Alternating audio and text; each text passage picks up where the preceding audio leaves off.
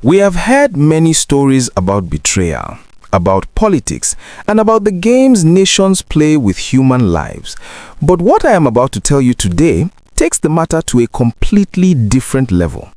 It is a story of a man who holds a British passport, a man who is supposed to be protected by the mighty United Kingdom, yet he was allegedly kidnapped, tortured, and thrown into a solitary cell while his own government in London reportedly looked the other way.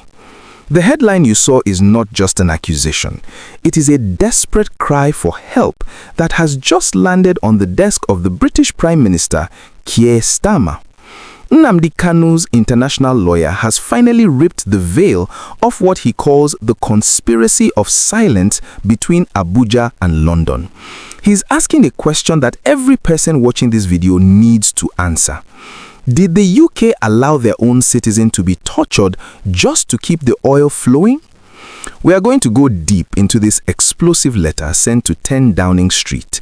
We are going to look at the shocking comparison the lawyer made between Nnamdi Kanu and another British citizen who was released from Egypt, and why he believes racism or bribery might be the only reason Kanu is still rotting in jail after that life sentence was handed down in November.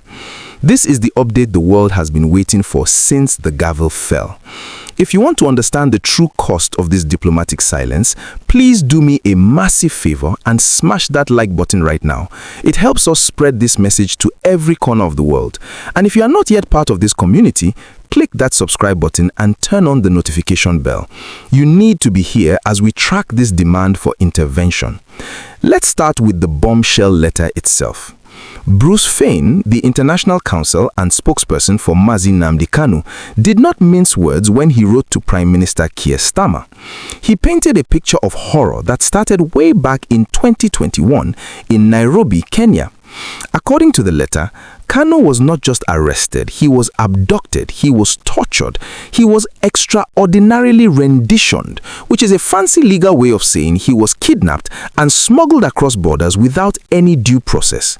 And Fein claims that throughout this entire ordeal, the United Kingdom, the country Kanu calls home, did absolutely nothing to stop it. Now, fast forward to the present day. We all know what happened on November 2025. It was a dark day for many when the Federal High Court in Abuja sentenced Nnamdi Kanu to life imprisonment. The government called it justice for terrorism-related charges, but Bruce Fein calls it something else entirely. In his letter to Starmer, he described it as a show trial worthy of Soviet dictator Joseph Stalin. That is a very heavy statement. He's telling the British PM that a British citizen has been condemned to die in prison for simply asking for self-determination, a right that is written in the United Nations Charter. But here's where the story gets really uncomfortable for the British government. Fein reminded Starmer that back in July 2022, the United Nations Working Group on Arbitrary Detention looked at this case. They didn't just glance at it, they investigated it thoroughly. And what did they find?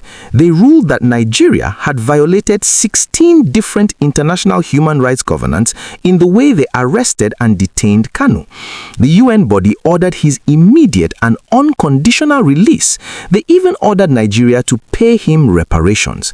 That was more than 3 years ago, and for more than 3 years, that order has been ignored. The question Fein is asking is, why has the UK not forced Nigeria to obey the UN? This is where the double standard comes in, and it is painful to hear. The lawyer pointed out that recently the British government was very happy to welcome back another British political prisoner, Alaa Abdel El Fattah, who was released from Egypt. The UK fought for him. They celebrated his return. But for Nnamdi Kanu, silence. Fein asked a question that cuts deep. Is this callousness explained by bribery, oil interests, or racism? He even quoted George Orwell's famous book Animal Farm, saying to the British government, all British political prisoners are equal, but some are more equal than others. Think about that for a second. Is it possible that the color of his skin or the politics of oil in the Niger Delta is the reason a British citizen is left to languish in Kudie or DSS custody? It's a heavy accusation, but looking at the facts presented in this letter, it's a hard one to dismiss. Fein is practically begging Starmer to use his diplomatic power to correct this grave injustice. He told the Prime Minister that he could earn human rights glitter by negotiating Kanu's release. He told him not to squander the opportunity to leave footprints in the sands of time. The letter also took a trip down memory lane, reminding the British government of their role in Nigeria's history. Fein accused Britain of being partially responsible for Kanu's persecution. He talked about how Britain denied Biafrans a self-determination vote in 1960 and how they collaborated with the Nigerian government during the civil war in the late 60s. He is essentially saying, you helped create this problem, now you have a moral duty to fix it.